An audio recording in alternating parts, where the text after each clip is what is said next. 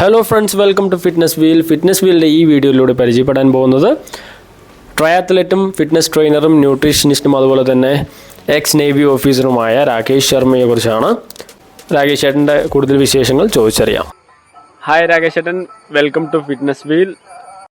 രാകേഷ് ചേട്ടൻ ട്രയാത്ലറ്റ് ആണല്ലോ. ഈ ട്രയാത്ലൻ ഇവൻറ്റ് എങ്ങനെയാണ്, ട്രയാത്ലൻ ഇവൻറ്റിൽ എന്തൊക്കെ ആക്ടിവിറ്റീസാണ് വരുന്നത്, അതിനെക്കുറിച്ച് കൂടുതലായിട്ട് പറയാമോ? ട്രയാത്ലോൺ എന്ന് പറഞ്ഞാൽ 3 എൻഡുറൻസ് സ്പോർട്സ് ചേർന്നതാണ്. സ്വിമ്മിങ്, സൈക്ലിംഗ്, പിന്നെ റണ്ണിങ്. ഈ 3 സ്പോർട്സ് ചേർന്നിട്ട് ഒരു ഇവൻ്റാണ് ട്രയാത്ലോൺ. ആദ്യം നമ്മൾ സ്വിം ചെയ്യണം, അതിനുശേഷം തുടർന്ന് സൈക്ലിംഗ് ചെയ്യണം, അത് കഴിഞ്ഞിട്ട് ഓടണം.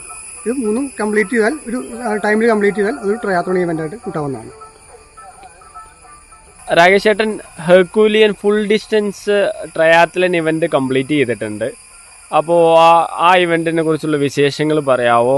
ആ ഇവൻറ്റ് ചെയ്യാനുള്ള മോട്ടീവ് എന്തായിരുന്നു, അതിനെക്കുറിച്ചുള്ള കാര്യങ്ങളൊന്ന് പറയാമോ?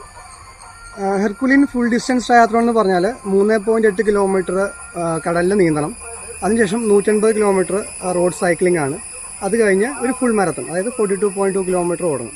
ഇതാണ് ഹെർക്കുലിയൻ ഫുൾ ഡിസ്റ്റൻസ് ട്രയാത്ലോൺ. ഇത് ചെയ്യാനുള്ള മോട്ടിവേഷൻ എന്താണെന്ന് വെച്ചാൽ, ഞാൻ എൻഡുറൻസ് അത്ലറ്റായിട്ട് 2017 മുതലാണ്, എൻ്റെ റിട്ടയർമെൻറ്റിന് ശേഷമാണ് ഞാൻ ആരംഭിച്ചത്. സൈക്ലിംഗ് ആണ് ഞാൻ തുടങ്ങിയത്. സൈക്ലിംഗ് ചെയ്യുമ്പോൾ എപ്പോഴും ഞാൻ ഫോളോ ചെയ്യുന്നൊരു വ്യക്തി ഉണ്ടായിരുന്നു, എറണാകുളത്ത് സോൾസ് ഓഫ് കൊച്ചിലെ മെമ്പറായ ശ്രീ ജോബി പോൾ. അദ്ദേഹം ഫുൾ ഡിസ്റ്റൻസ് ട്രയാത്ലോൺ 2018 ആ കാലഘട്ടത്തിൽ കംപ്ലീറ്റ് ചെയ്തിട്ടുണ്ട്. അന്ന് ഞാൻ സ്വപ്നം കണ്ടിരുന്നു എനിക്കും ചെയ്യണമെന്നുള്ളത്. പിന്നെ നിരന്തരമായിട്ട് അദ്ദേഹത്തെ ഫോളോ ചെയ്യലും, പിന്നെ എൻ്റെതായ ട്രെയിനിങ് രീതികൾ എടുക്കലും, അതിനുവേണ്ടി ശ്രമിക്കലൊക്കെ ചെയ്തു.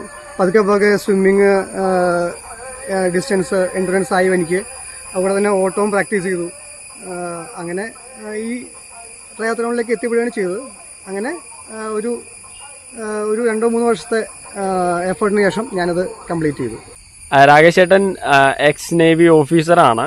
അപ്പോൾ സർവീസിലിരിക്കുന്ന സമയത്ത് അത്ലറ്റിക്സിൽ കൂടുതൽ ഇൻവോൾവ് ചെയ്യാൻ പറ്റിയിട്ടുണ്ടോ? അപ്പോൾ അതിനെക്കുറിച്ചുള്ള കാര്യങ്ങളൊന്ന് പറയാമോ?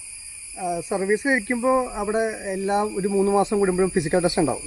അപ്പോൾ ആ ഫിസിക്കൽ ടെസ്റ്റ് പാസ്സാകാൻ വേണ്ടിയുള്ള ഫിറ്റ്നസ് എപ്പോഴും മെയിൻറ്റെയിൻ ചെയ്യുമായിരുന്നു.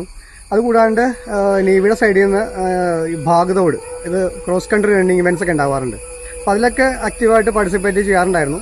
അപ്പം റണ്ണിങ് കുട്ടിക്കാലം തൊട്ടേ, അത് സർവീസിലുള്ളപ്പോൾ തൊട്ടേ റണ്ണിങ് പാർട്ട് ഓഫ് ലൈഫ് ആയിരുന്നു.